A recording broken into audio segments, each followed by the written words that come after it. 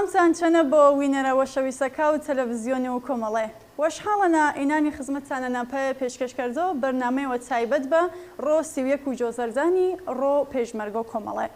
جا بەرنامەوە ئاروێمانەنە مێماندار و وەشەویستە کاوە ئەلیاسی ئەنجام و حەزب و کۆمۆنیستی ئێرانی و هەڵۆ هەورامی پێشمەرگە و جێرین و کۆمەڵی مۆمێ ئومێوارێنم تا کۆتایی بەرنامەکەیما چەندیما بێدێ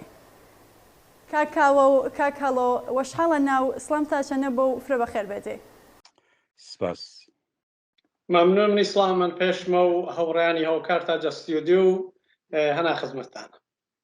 زۆر سپاس کاکاوە سوالەکەم و پرسیارەکەم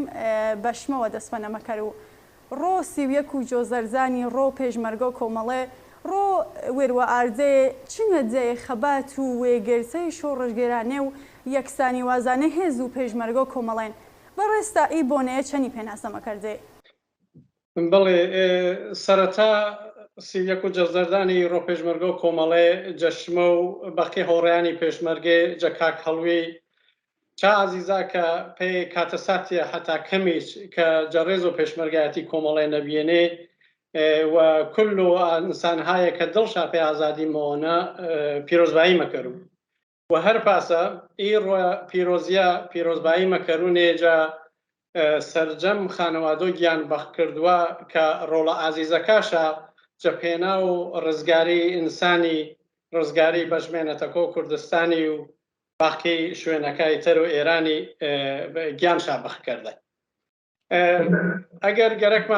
گەرەکم بۆ کۆتا جواوە سوالێکی و بۆوە و کە بە ئیسلاح هەری و مەتەوە فەلسەفیە وێژ فرەجە گۆرەجە وێژگیر و مەتەوە ڕۆمان هایەک سەر و ڕۆ پێشمەرگە و کۆمەڵێ واتە سیویەک و جۆزەرزانی بنووسیۆ بەڵام من سایمەکەر و هەرتی تروار سەر و بڕێ چێوا و بلوونی و حتمەنە کاکەڵوی چێوایش پەنەنی شابارەوە متمەینەنا ئەوی جانانە وەختە باسۆ سیویەک و جۆزەردانی مەکەرمێ ڕۆ پێشمەرگە و کۆمەڵێ ینی فداکاری ینی لە خۆبردووی ینی زیرەکی ینی ئیخلاق ینی تەشخیصی دقیق ینی بەرخوردی ڕێکوپێک قاتع و هەمزەمان ڕۆ پێشمەرگە و کۆمەڵێ ڕۆای ئینسانانەنە ڕۆ هێزیان کە ئا ئینسانە کە تا سەردەمانە بە ئیسڵاتدارۆ وێشان نیرویە خاسێنەوێنێ یا منزورم نیرویە خاز منزورم حیزبیە ڕێکخراویە بە ئیسڵات زەرفیە کە نیرۆکەشە جەمەکەرونێ پێ ئانەیە کە بتاوە باشتر جا حەقۆق و وشە دفاعکەرانێ ڕۆهای ئینسانانە پێ نمونێ زەحمەتکێشەکە کرێکارەکە کە تا وەختە بە ئیسڵام بە شێوەهای مختلفێ بەرخوردی ناسەنجیدە و ناوەشکریە پەنەشاوە واچیێ شمە حەق تا هەرانە جە زیندەگینە کە تاییسە پەنە تا دریان چانە زیاتر بە ئیسڵام نمۆ تەمارۆچەوێ بۆ دێ پێی کناچەهایە و ژەنەهایە کە بەئیسڵا زۆڵم و زۆرێکە چەنەشا کریابێ جەگەڵ وەشانە پەنگ نەژوار دەبێەوە کریابێ بغزیە بەڵام بە مەحزوانەیە پێوەسبیە بە نیر و پێشمەرگە و کۆمەڵێەوەکەی ڕۆڕۆیشاچەن ئان ئا بغزە جەگەڵ وەشانە جا بە ئیسڵام قسەی ڕەگبار و کلاشین کۆفەکەشە مسلەدمی بەسەر و مەرسالاریرە دەستکرد بە فعالیت کردەی مەزانونێ جوانان ئینسان هەیە کە تەرەفدار و محیط و زیستی کلویینانێ کلوی چێوا کە باسم چەوەکە دو سەرزی ترەکاژ واچیێ ینی وێژجە ڕۆ کۆمەڵێ ڕۆ نیرویە کە عەزمز جەزم کردن 45 ساڵێن و ئێدامەش هەن تا گەیە تا یاوەی بە ئارەزوەکە و ئینسانی بندەستی من پا چنگە کەلیمەیە اکتفا مەکەر و خولاسە با کاکەڵوێ بزانێ چابارەوە بابتە دەست دۆش بۆ کاکاوە کاکەڵۆ پەنەم وەشە نەزەر و تۆش جەبارەوە ئەی پرسیارەوە بزان و شمە سیویەک و جۆزەرزانی ڕۆ پێشمەرگە و کۆمەڵێ چەندی پێناسەمە کردێ وەڵایە من بلوسەر و باسکەدۆ ڕۆ کۆمەڵی یاگی وەشە نەچێگەرە من تەشەکر کرد و جەشمە سپاس کرد و جەشمە سڵام بیاون و بە بینەری و گۆشدەری تەلەڤیزیۆن و کۆمەڵی و هەر پاسە سڵامەوی گەرم پێ گردووە کەسا کە ڕێ و جەڕا و ئازادیەنە و جەڕا و عەداڵەتی کۆمەڵایەتیەنە جەسەف و پێشمەرگا کۆمەڵایەنە فعالیت چاکردن وەسەر و ڕێژ و نەوازشیش نامن وەرە پێی گرد و خانەوادە و شەیدا کۆمەڵی و گردووە کەسانە کە جەڕا و ئازادی و عەداڵەتیەنە شەیدی بینی ڕاستیەکە گەرەکە من وەڵیانێنە کە سوالەکیم وانێوە فرە سەختا پێم کە پێشمەرگە و کۆمەڵە و جە کۆمەڵە جیا کردوەر وەسەر و سیاسەتا کە زاڵی بینی بل و هێز و پێشمەرگەیەوە خود و کۆمەڵی چێژ بێن خود و کۆمەڵی کە جریانێوی چەپ عەداڵەتخوا جریانێ کە فرێت بۆمبەستێ فرە چالنجش بێنێ ڕاشنە بەڵام جریانێ بێن کە فرە کەسی ئاوەختە پەنەشا ممکن نەبێ حزبی چەپ پاگێر و کورسانەنە کۆمار ئیسلامی دەسەڵاتش گرتەبێ ئەحزابی ڕاست ئەحزابی ئیسلامی سەنگەر نازیکردنی بەڵام ئی هێزە بە تەقەلا و بە مبارزەی ڕێکوپێک بە سیاسەتی ئینسان دووستانە و عال دمای ماوەی کۆتایی بیبەیاگی ئاعتماد و خەڵک و کورسانی پەشتە بینی پێهێزیە هێز و پێشمەرگە کۆمەڵی هەر هەمان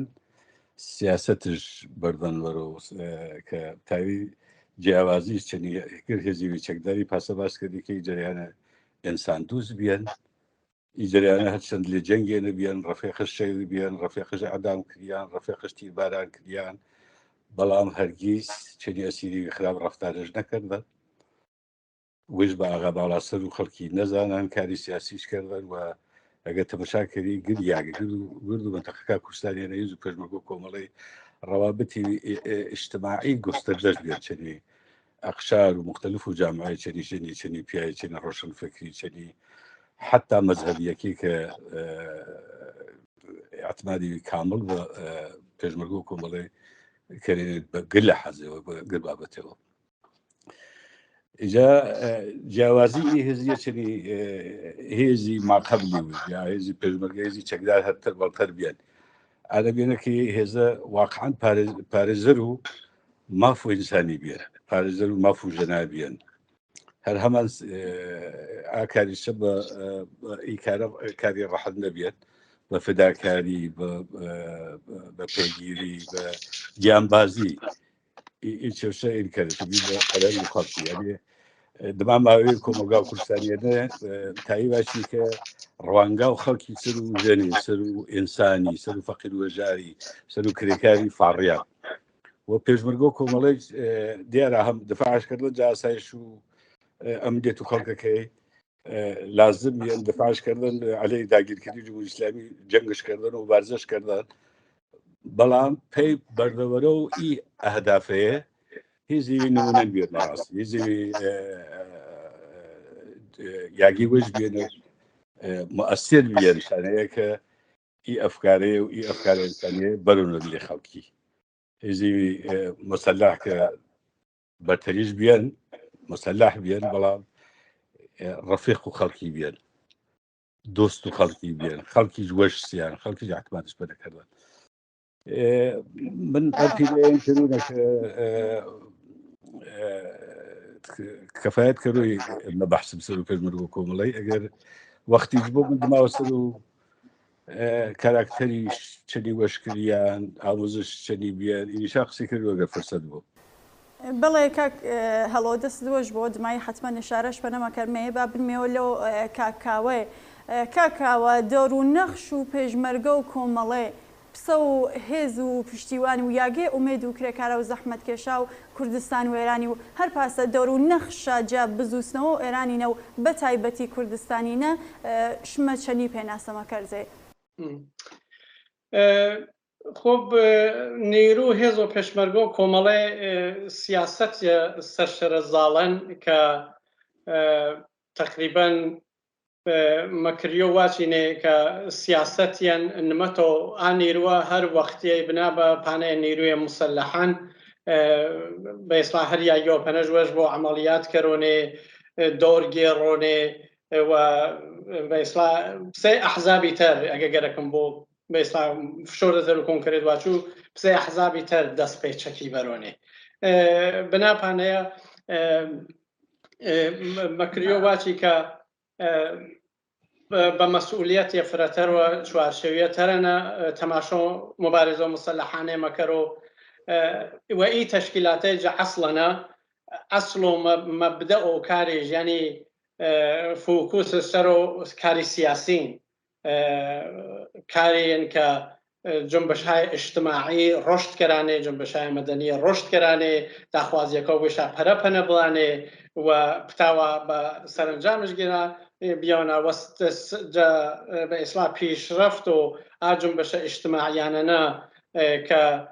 جنبشە اجتماعی مەدەنیانەنە کە جامعە تۆ وارد و فازیە ئینقلابی بۆ یعنی ئینقلابی اجتماعی بەڵام سێ هێز و پێشمەرگە و کۆمەڵێ خۆب ئانەنیان کە واشبێ هیچ وەخت و جە هیچ مەکانێنە و هیچ وەختێنە هیچ کارێن مەکەرۆنێ واتم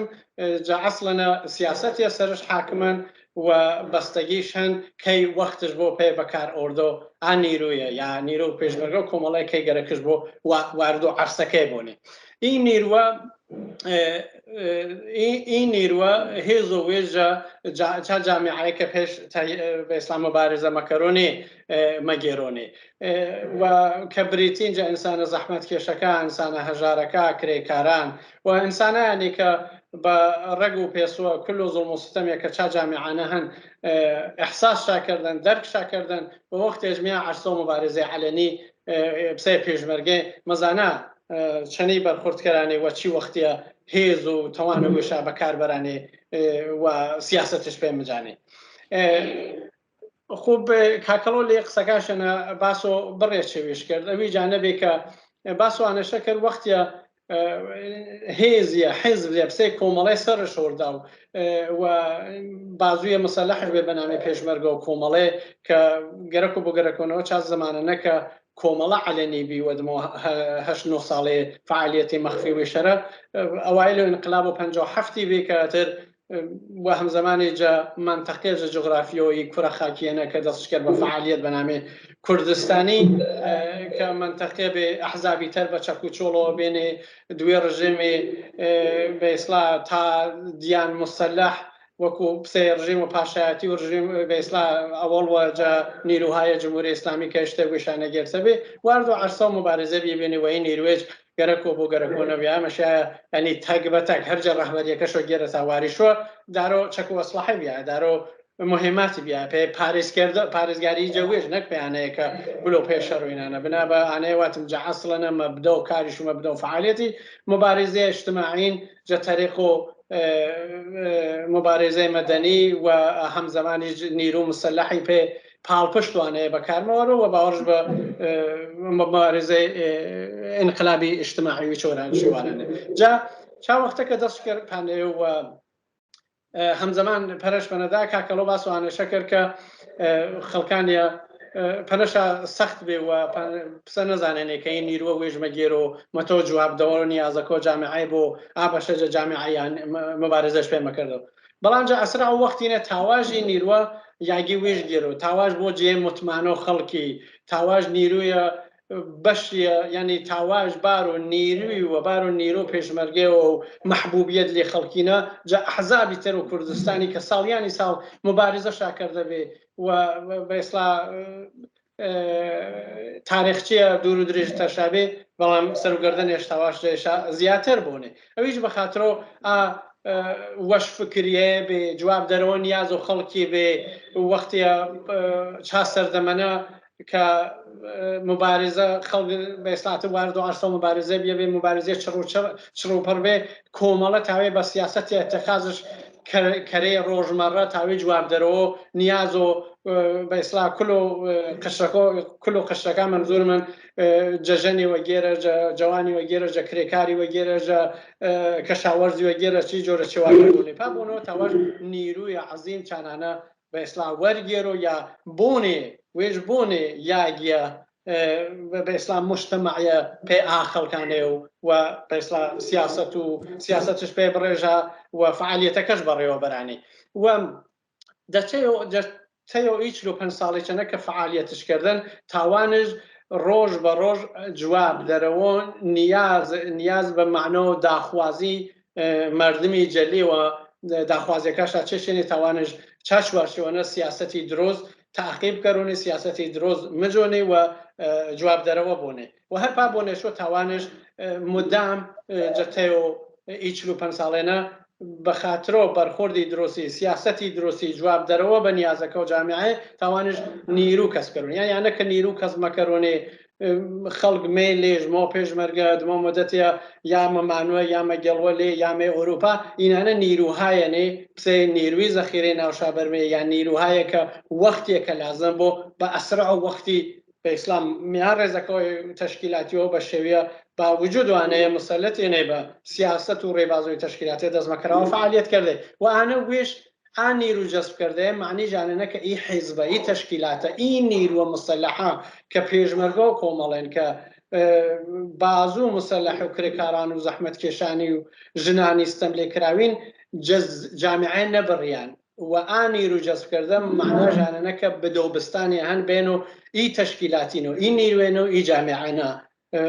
پابۆنەوە ئاڕاپتەشانە تاوان پێوە ڕاگێرە تا ڕاژ ڕۆ مەبادەیە کە لازمن ئی نیروە هێز و وێژ تەوان و وێژ وزە و کار بەڵام کەی مەگنۆکار خۆبانە بەستەگیشن بە سیاست و ڕەهبەری تەشکیلاتیە بە سیاست و حیزبیە و ئا نیروە بە ئیسلام بنا بە هەر دەلیلە چۆن نیروی مسلحان و کار و نێزایی مەکەرۆ نمەتەوە ئا نیرو وێشە بەکاربەرونێ ئیلاجە چوارچێوە سیاست و بە ئیسلام کەلانەوەی تەشکیلاتی نەنۆنێ و باوجود و باپرسیەج باوجود و مەسئولیەتی نسبت بە ڕووداوەکە و ڕوودادەکە و جامعەی بێنش هەرگیز سعیەش نەکردێنە سوء استفادە کەرۆ چا قودرەتیشە چا نیرویشە هەمیشە بە ئیسلام زانان شکۆگە بەکارش بارۆنێ وەچکۆگە لازمن وەچکۆگە لازمن بە ئیسلام منتەزێر بوونێ بەڵێ دەست دۆش بۆ کاکاوەفرە بە وردی ئێشارەت کرد بابرمێەوە لەو کاکەڵۆی کاکەڵۆ پەنەمۆشەنچیگە زیاتر پەنەژ ئێشارەکەی کە ئاسۆنەت و سیاست و ڕێبازە تازە و مۆدرنێ کە بە قازانج و خەڵکی ستەم ئۆنەکریای تەمامیە و هێز و پێشمەرگە و کۆمەڵی ئاردێ دلێ خەباتی کامێنێ این کردجا و سوال کردەوە بە باس کردو کە ئێمە جداری و کۆمەڵی نفسد يعني عقائد بنيادي جالنا كمبارزة مسلحة الشكل يواجه مبارزة كاج قيامة كلاسيكية أنا زمان مياو إنسان لازم قيام كرو برحلة مياو كتو باتقاني يجري خلص راح وديوان ديكتاتوري كريو إنشابلا كرسان أنا شيء يما مبارزة مسلحة أنا ما كان بروانه كبلاخره خلق كردي دبا اما سرکاری جمهوری اسلامی داخوازش بینه داخوازه که چیزانی بینه که استم ملی و مضاعف و وضعی که خلق کردی بهش کردش بیان نامه و پی به نامه مبارزه کرده بلام جمهوری اسلامی منطقش زور به منطقش کشتار به منطقش تصنیع به تقنا خلقی به و وقتی شد جدیدی ما تصمیمش گرفت که پی ادامه فعالیتیش لازمه مبارزه مسلحه نکرو و ما مسلح کرد حزب مسلح ما وش کرد این حزب مسلحه دیار جوالو تهر النبيش تا خاص ركوبيك سازبان نبيا بلان ما بس واحد ركوبيك اموزجا ما بين اموزجا سياسي دزايما بين دوري يك مانغا خلق امان اموشج ديان في سياستكا كومولي بين ودبا امان بان اللي قداني وبليو چاغ سازبان ديان اینا منظور من بك ابا این يعني عشقي مبارزه مسلحه نبيل بلا بس الشكري جو مبارزه انتخاب ما كرر وبنزول مرات انتخاب كومول انتخابي دروز به يعني اگر خلق كردي مسلح النبيه ولا برو اشغال غير جمهوري اسلامي ناقرته رنگا خلق كرديش كذا گوشتو دمتوفو جگويران عراقي وكشتارهای جمعي ولا يعني انك جەنگی مسلحانە دەست بە نەکرد و جێفرۆ منتەخاب کوردستانیە دەست بە نەکرد جەنگ و نەغەدەش وەش کرد قەتڵعام و خاڵنە خەڵاتانیش وەش کرد ئێمە مەجبوری بێنمە چادۆرانە مسلحی بینن ئجا نەخش و دۆر و کۆمەڵەش کە بەڵتریش من ئیشارەم پێ نەکردی مەشەخەسە و هێز و پێشمەرگ و کۆمەڵی ئانانەکە حرمەت و شخصیت و ئینسانەکەش پارێزنە یعنی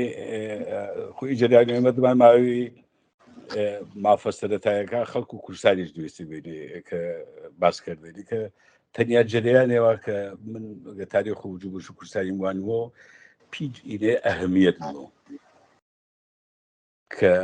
منفعەت و خەڵکی بشو پارێزی و حرمەت و خەڵکی بشو پارێزی و ئەگەر وێ تابوو کۆمەڵە وەخت دەبا جنبش و مقاومەت و ئەوەی کە لەوان بەر و ئامامێوە شارەکەی کوردستانی هێزی مسلحی اجتماعی شارەکەی کوردستانی شاری بینی کە ئازادی عقیدە و بەیانی بێن گەر حزب و تاوانش فعالیت سیاسی کرد و گەر فەردێ تاوانش هەر کەسی جا قدرەتی جا هەر کەسی کە بیان چادۆرانە دەبتا و ئازادانە انتخابش کرد و چەنە ئازادانە عقاید و نەزەر وەش باس کرد و هەر جەسایەوانەوە کە ئی هێزە چەپە هێزی مسلحش بیان هەر جەسایەوانەوە کە ئیزە چەپە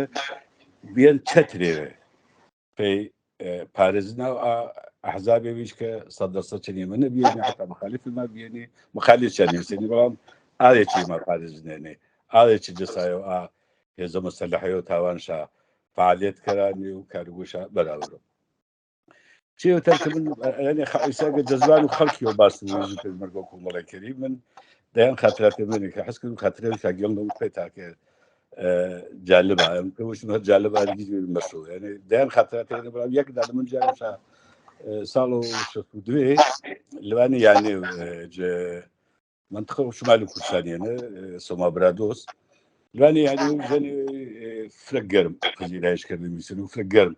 خێراماش کردیم و دما ئەنێ ماچووە خەبەرات و کۆمەڵی چێژە منی تەسەوەرمانە بێت کە یا کوڕژ یا کەسی یا خەڵی نزیکش پێشمەرگە و کۆمەڵای بە گەرمی هەواڵ و کۆمەڵی پەرسۆ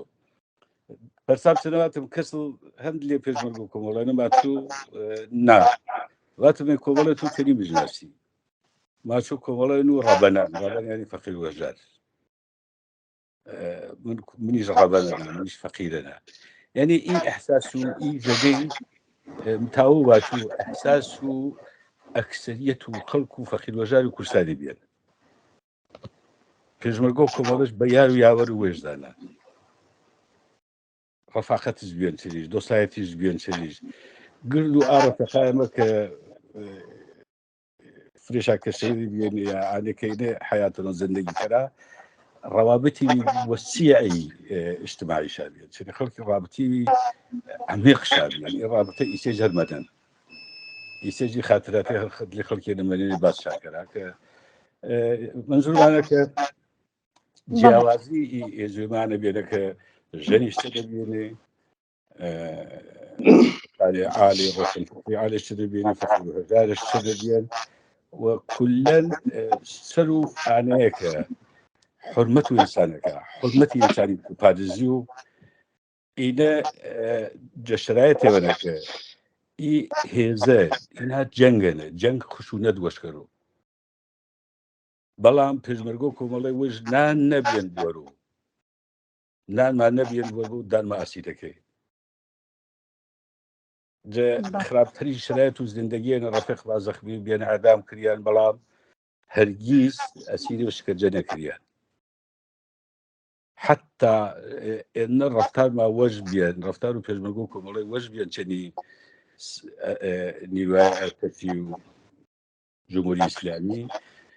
سەربازی ماگرتێنی باچێنی ئارۆ ئارەزوومان کردن کۆمەڵە حەمەڵەمان پێ نەکرد و تەسلیمی بینێ یعنی حتا دژمنەکیشمان هەر ئی خصوصیەتە بەسبەتە و پێشمەرگە و کۆمەڵی هەر ئی ئینسانیەتە کە یعنی چا وەختەنە چا شرایەتەنە کە 40 ساڵی چەوەڵتر 40 ساڵی چەوەڵتر لە کۆمەڵگایانە فرە نامۆ بێن تو احترام و خەڵکی گیری کە تۆ قسەوا چاپەنەوان هەموو ڕشکێری جەنگەنە نەکەی نەقز و نەقز و حقوق بەشەری نەکەی ئینی تایبەتی خصوصیەتە عالەکە پێشمەرگا کۆمەڵی بینێکە هەرمەنوو ئینە بسم تقویتیش کردی و فرەتەلش کردی ومن أجل كنت مختصر بس كلون شهر أكاركتر إنسانية كإيزو بيجبرجو كمولي بيرش يعيش جيتنا كلمة ريشيش كون اللي كمول جاينا وحتى من مش بديان يعني نتيجة إي براكتيك بسيطة جا انقلاب وجودية نويني جا قفتمان وخلقي نويني جا عرضوكا خلقي نويني جا خاستكا خلقي نويني ده إذا من مواتو قردش إما بين رقم تغيب تحولاتي سياسي اجتماعي كومولغاي تغيب تحولاتي ارتباطاتي تكنولوجي فلان بلام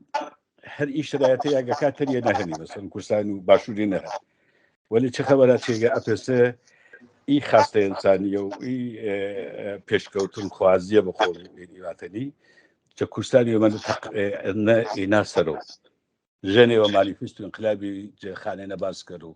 پیو مانیفستو انقلابی ایرانی انقلابی مدرن پێشکەوتن خوازانە چەپ باز کرو دەمن اینێ دەسایە و ڕەفتارەیە ئەخلاق بەداریە بەڵێ کاک هەڵۆ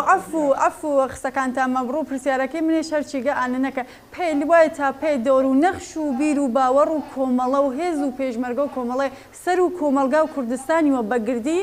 وسر وەرگری کرده جە حەق و ژەنان بە تایبەتی پەنەمۆشن باسکەری بەڵام سەر و ژەناج من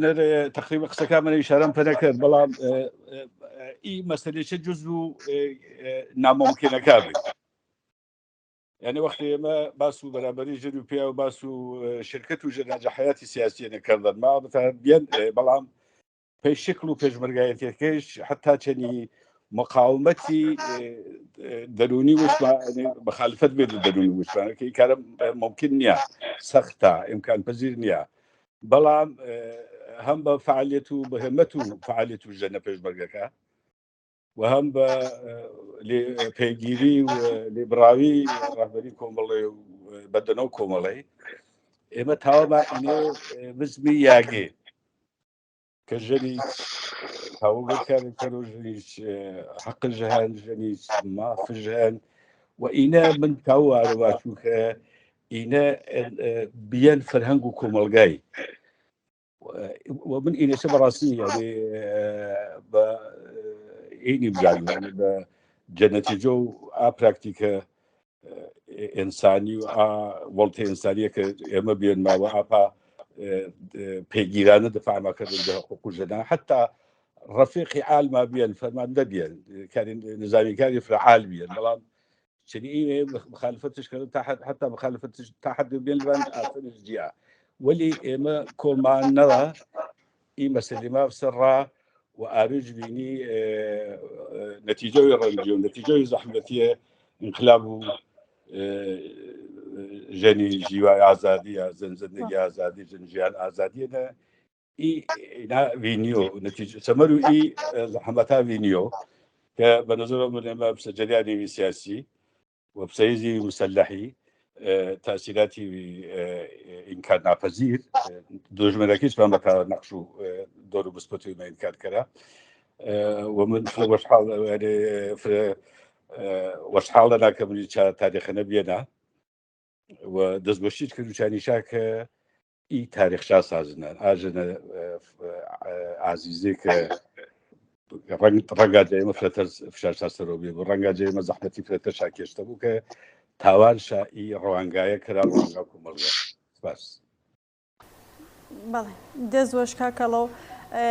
كاكاو بحثو فرچي وما كارت پنموشن بحثو هنر و ادبياتيش كرمه دحتو آگاهيتان چه گۆڕانکاریە و جە هونەر و ئەدەبیاتە نەکریان شوونە و چنگە دەیە حزور و پێشمەرگە و کۆمەڵێ جەخەبات و ڕەوا و خەڵک و کوردستانینە وەختە هەر نوع هونەرێک کە بە ئیسڵات تۆلید مۆنێ بەرهەمێنێ جە جامیعێنە مۆرۆ سەردەمە وێش هەنە پۆشوە و مەحسوڵ و ئاسەردەمینە و هەمزەمانی مۆنێ بە ئیسلا بە شێوێژە شێوەکە مەکریۆ مۆرە و تازەییش یعنی پێشکۆتویش پێوە بێ مەکریۆ بەرعکسەکەچش بۆنێ نمونەهایە فرە و فراوانی هەنەیە تر مەسەڵەن وەختێک کە داعش دەستش گەشتەرە و بەشێجە عێراقی و سووریە و ئینارە ئانۆ هونەرە ئیسەجە قاڵ بۆ موزیکی ئاوازوەنەی نانە بۆ تاکەتێ عکاسی بۆ تا بە مەسایلێتە هونەرهای ئەرسایەتەری هونەری بۆ یا وەختێ مەسەڵەن تۆ تەماشاکەرێک وەختێ کە جا ساڵ 57 کە مەراحلێ ئینقلابین و مثلا نیروهای خاص وجود شه هنجا جامعانه و نیروهای جدیدش پامنی عرصه مبارزه و خب سردمه سردمه به آیش که هنرهای خاص جا کل عرصه که هنری تولیدی بیه مثلا پی نمونه هینو بشو موزیکی و گورانی و اینا اگه تماشا کری رنگ و کلن بشجه هنری که شاستر دمنه دروست کریا و تولید کریا مورا دوره ویشه که دورانی انقلابی به دورانی پرجنب جوش به مردم جا به اصلاح حال و هوای ترنه به سر بری مورا اثر دمیشه پونه مثلا ایسا که وقتی گوشتش می تماشاش مکریم وانی شو کولیا به اصلاح فداکاریش چنن لیبردویش چنن حماسه آفرینیش چنن ایجور چیوا جبارو نقاشی شو هر پاسا جبارو شعر نوسیه و هر پاسا جبارو عکاسی و که عکس مثلا عکس و فیلم و انا که آن کتهیه کریانجا چجا درگیری بو چجا نیروی مسلحی بو چجا خلقی کری کارو وزارو فقیری بو چی جور چیوا نه پابو نو کومل بسه حزبی بسه ریخراویه چپی که وقت ویش انسان هایا به اصلاح لخو بردوی و آگه که جا دانشگاه کانا بنیادشانیا البته با معنی نیان شو دانشگاهی بینه تر به اصلاح خلقی تری لجامعه نبي ويا دخلت غير نبي شعر سنه وفقط جمعيه روشن فكري بيني شنو قلت تاريخ وتشكيلاتيه بالعكس وانا هنا كواتمي فقط روشن فكري بي هي سازمان روشن فكري بي يا بدا سو كسانه روشن فكري بي ام احتياج هر دوی لبي بلام غرك معناه واشو هر چا سردمو که بردو بناغيجني يارا نريارا و ورده روشتش کرد و کارش کرد لی مردمینه هم زمانی هنر پاش گرد هنری که به هنر و کوماله مناسیو هنری پیشرو مناسیو که جا نشریات و کوماله نه بسه پیشنگی بسه انواع اقسام و به اصلاح روزنامه کان نشریه که سردمیه بیانو منعکس دریانو و کسان های بیانی که چه عرصه و کارشا کردن و خودوی تشکیلاتیه هرچا اول روی وکا علنی بیان و بشیجا نیرویش به اصلاح سیاستش بیان پی عرصه بشیجا نیرویش که توانو آنش بیان و علاقش بیان چا بواره و سازماندن و توانی چش کاری گوره کرونه جا عرصه و موزیکی و گورانی و شعر و ایجوره چوانه که هر باسم کرد جا هنری شورشگرانه جا کردستانه با کوملو مشناسیوه و ایسش تماشاکری جا اغلب و کور و کوملاکانه جا ایران حتی نک فقط کردستانه باستا بشن مثلا تماشاکر جا انقلاب و جنی جیوه آزادی اغلب و سرود و گورانی و شعر و ایچوا کماچیا سرو وقتی عزیزی مورا به اصلاح به زیارتگاه موراشا به زیارتگاه که یا ملا به سرو زیارتگاه کشا چه هنری استفاده مکرانه یا جوانان محترز کریکاران مستمدیدگان محترز بیدزی و حتی گاهنیج آگاهانه و عامدانه هنری پرپیمانه لی شارکانه لی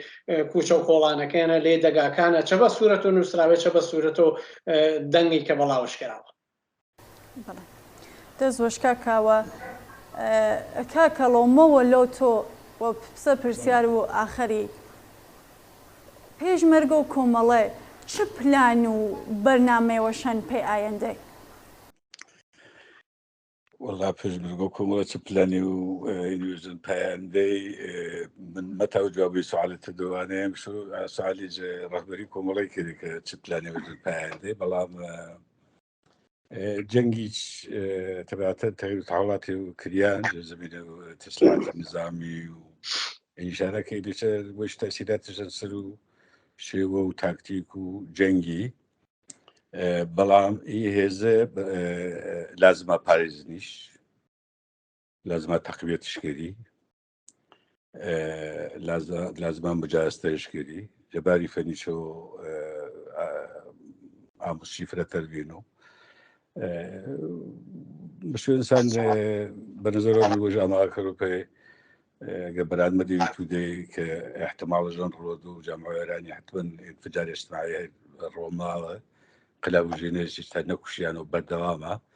جا تۆ بشو وە ئامادەکەری پێ شرایەتی چێکە بێ و هێزی مسلحی نظامی تۆکمە کە هەمان خصوصی تۆمان کاراکتەر و جاراکە ئینسان دوستی و پارێزگاری ماف و مرۆڤی و مافە ئینسانی و ئازادی و جە دموکراسی کەڕۆ لازمە بەڵام چەنی بەشکردی ئەنە بەڕاستیانکار ڕەهبەری کۆمەڵایەکە کەسانی کەیسە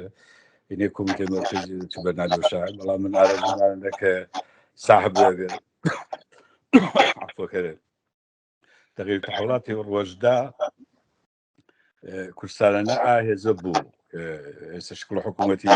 شۆران دموکراسی مستەقیمە پارلەمان هەرچی هەن هێزێ بوو کە پارێزە و ئاسایش وەبنێت و خەڵکی و جامعە کرد کۆمەڵگەی تر تا و نۆرماڵ کار کرد سەرۆی ئەرگەرەکەم لێ قسەوە تەرکەر و هونەری کە قسەکە کاکاوێت تەکمیلێکرد و جە تەکمیلی قسەکەیە قسەکەی قبول لێنی بەڵام کۆمەڵە هەریەتی فرێکدان پا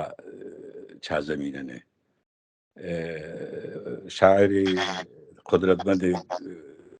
جەمێ بیۆدۆر و کۆمەڵی هۆنەرمەندی دەنگۆشی کۆمەڵی و ئەهەمیەت بە زمانی مادەری دێ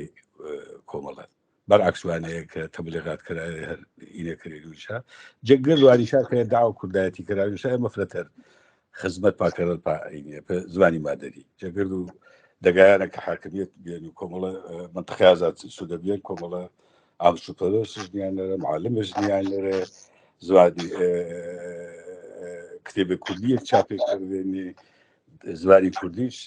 دەرزدانچی مەدارستانی چش کتێبەکە هەتا ئەوروپانە پێ مەدارسی زوانی مادەری ساڵ شاکردیاچرا کتێبی کۆمەڵی چاپێکردنیوە وجود و هۆنەرمەندایە پسە شەی جەماڵی مفتی کە پێشبەرگە کۆمەڵی بێن لێ کوردانە لێ جەنگێرەشێ دەنگوەش و وەشەویست و خەڵکو و کریانی و خەڵکی مەهاباتی وە کەسانی تری پسە نەجمەدینی وەڵامی و ناسری ڕەزازی و کاک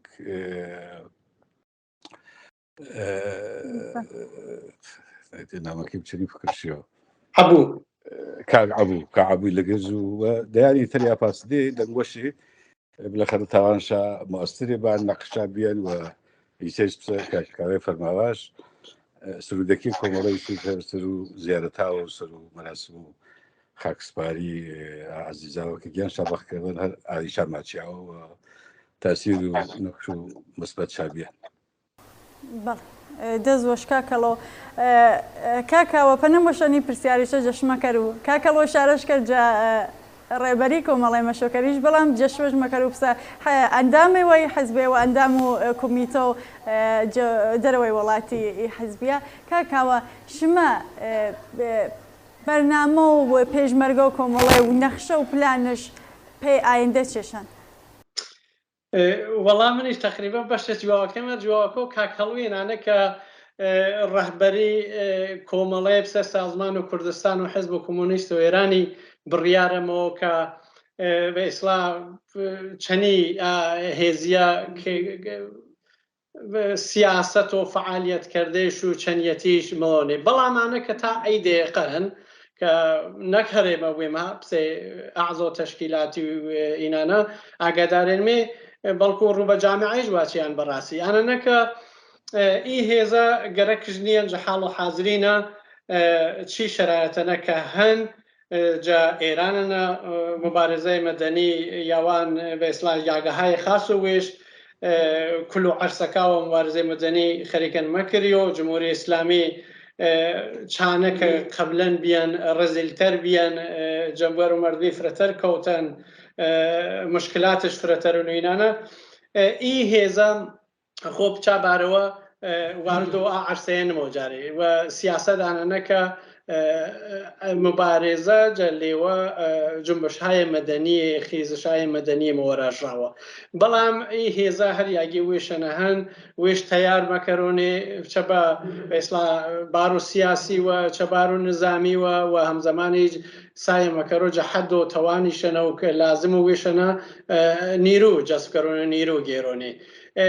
ونيرويج براسي هر عنانيان كيسا واشمي جا محيطي خاصة نيسا أردوغاش نامي بنيامي يا كتي شون هاي تركة وجود جبوني يا كردستان وعراقي يا قاية خاصة نيرو بيج مرقو كومالي مكريو باش يفرش لإيراني نبو جلي كردستاني نبو وحتى با مهمات ويش بوني چكو مهمات ويش بوني وعماده بوني كوقت بريارش فانا بدريوني كچش كروني وچني ويش سازمان بوني وهم زماني مسألة تاني مهمة هنا تيويت شن صالة مكريو جفرة جد صالة زياتريشن براسي مكريو واشيني پانزه صالة ودور ورا تشكيلات بنابانه ك خلاصة فشار نهني في خلق كردستان وعراقي و عامل ينوني چا فشارنا كمي في خلق كردستان وعراقي جت لانه جمهوري اسلامي و صارج نكردينا مرزكو كردستان وعراقي روبا كردستان وإيراني بكار جيروني في ردو اوردو بردو بإصلاح پیشمرگه کیاسوی جوره شوا يعني عامل ينوني كخلق فرتر قومي وشنشانه كهن و هم زماني فقد حصلوا يعني أنا جنيا كواسمي الدليل أصلي جانبينا كتشكيلات كارشنا كذا بلكو تاوانش سياستها كجركش بين برا شو بروني چند برابر بإصلاح باشتر برا شو برو بوسيلة بإصلاح آتشوا وكا ليوا هنش دزياويشن فنشا بإصلاح كونتاكتشن چنيشا ياكتي متوني چنيشا تماس برقرار كروني جابا بونوا آتشوا بيني عملا بيني بايسو أنا كهاني رو جحالو حاضرين